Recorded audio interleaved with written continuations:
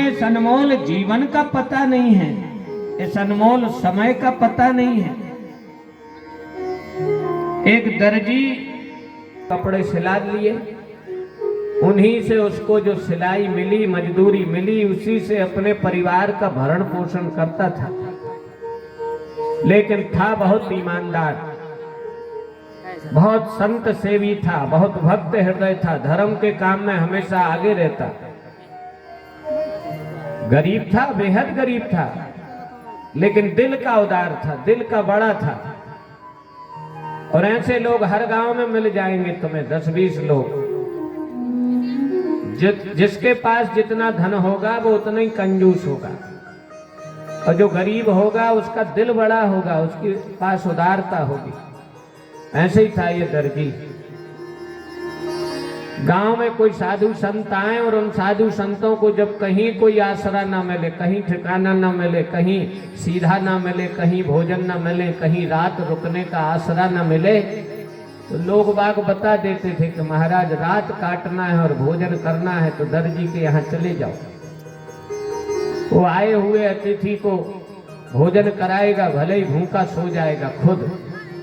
तो एक महात्मा जी ने पूरे गांव में फेरी लगाई, भैया मैं स्वयं पाकी संत हूं, अपने हाथ से बनाता हूं, लेकिन थोड़ा सा हमें 2 रोटी का आटा मिल जाए, 2 टमाटर भटा मिल जाए, हम अपने भोजन सिद्ध कर लेंगे। कई लोगों से आग्रह किया, लेकिन किसी ने ना तो आटा भटा दिए और ना किसी ने ठहरने के लिए ही हाँ कहा। वह महाराज सीताराम, हो महाराज सीताराम, सीताराम सीताराम कह के निकल गए। तब किसी ने कहा कि महाराज जी दर्जी के यहाँ चले जाओ। उस दर्जी के यहाँ वो साधु संत गए। साधु के मन में बड़ा खेद के बताओ यार, पूरे गांव में किसी ने आश्रय नहीं दिया, 2 रोटी का आटा नहीं दिया, लेकिन इस दर्जी ने कहा महाराज जी आइए विराजिए, रूखी सूखी हमारे घर में जो भाजी रोटी नमक रोटी है उसका प्रबंध हम किए दे रहे हैं। उसने आटा भटा नमक जो कुछ था अर्पण कर दिया, उसी ने कंडा लकड़ियां जोड़ के रख दी। महात्मा ने बढ़िया भोजन सिद्ध किए, अपने लिए भी बनाए, साथ में उसको भी बिठा लिया, और उसकी सेवा देख करके वो साधु बड़े प्रसन्न हो गए, बड़े प्रसन्न हो गए। और उसकी गरीबी जब उन साधु ने देखी तो उनकी आंखों में आंसू भर आए। 4 टिक्कर तो बनाई थी, 2 साधु ने रख लिए, 2 उस दर्जी को दे दिए। दर्जी से कहा पाओ। बोले महाराज हम बाद में पाएंगे, आप पाओ। बोले नहीं पाओ। तो बोले महाराज जी विनती करें, हम यहाँ पा लेंगे तो डुकरिया भीतर भूखी बैठी, तो उसके लिए हमें आज है भी नहीं कुछ, तो 1 रोटी हमें अंदर दे आने दो बस।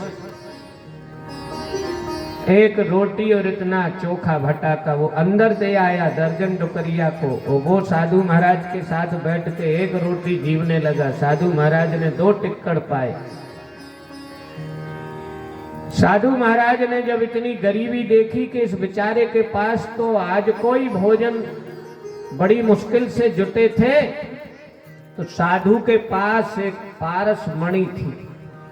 पारस मणि, पारस मणि कह लो या हीरे का एक टुकड़ा कह लो, हीरा, उसी को ही पारस मणि कहे। हीरे का टुकड़ा उनके पास पड़ा था, किसी ने दिया होगा या मिल गया होगा, भगवान जाने। वो अपनी झोली में डाले रहते थे, बांधे रहते थे। तो ऐसा चमकता हुआ इतना हीरा उनने दिया।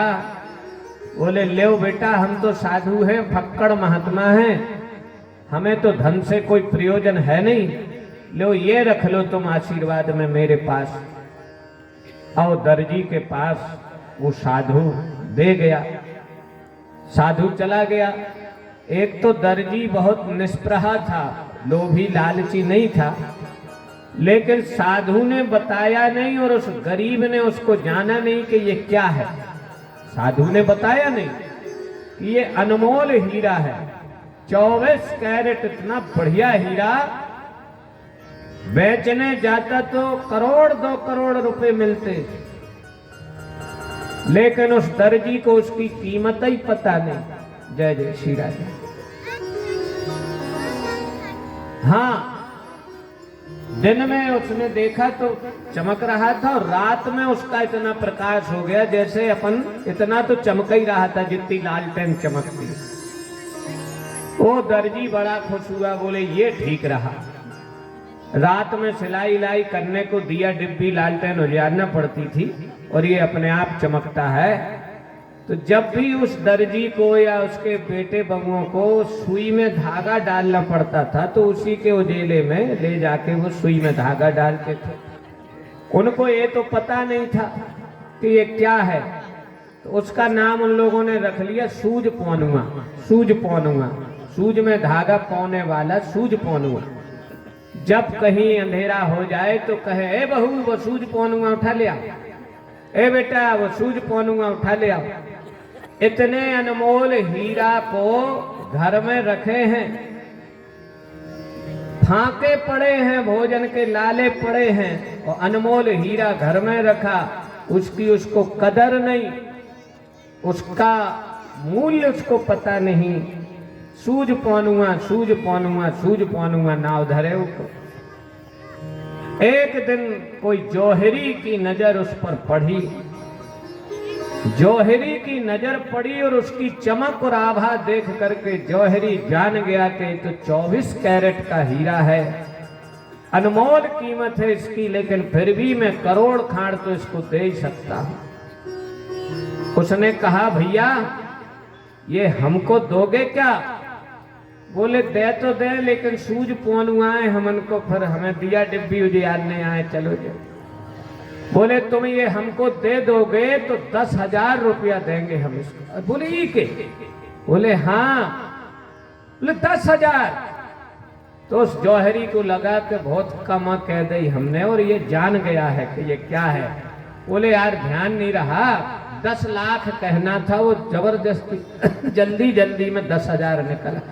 तो बोले 10 लाख ई सूझ पौनुआ के 10 लाख। तो जौहरी को लगा कि यार बात बनेगी नहीं, बात पटेगी नहीं। तो बोले देखो ना, हमारी ने तुम्हारी सीधे 50 लाख। दर्जी बोला भैया 50 लाख तुम्हारी धर लो, हमें 10 ही लाख दे दो। इतने में कोई दूसरा जौहरी आ गया, बातचीत सुन के भीड़ लग गई। दूसरे जौहरी ने कहा भैया 60 लाख। अब उस पहले जौहरी को लगा कि अनमोल वस्तु हमारे हाथ से निकल जाएगी, तो उसने कहा सीधे 1 करोड़।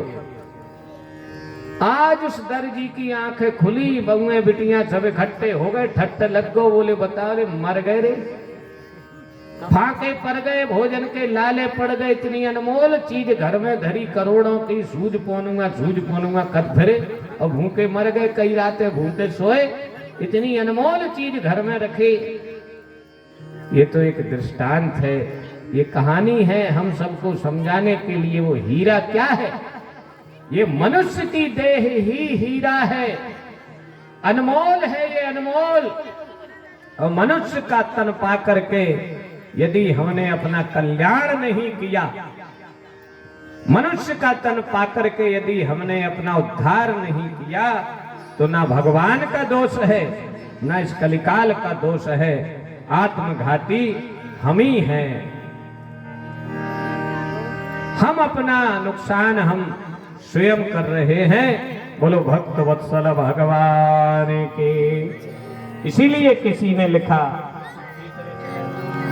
अरे काय मन राम भजन नहीं कीनो, काय मन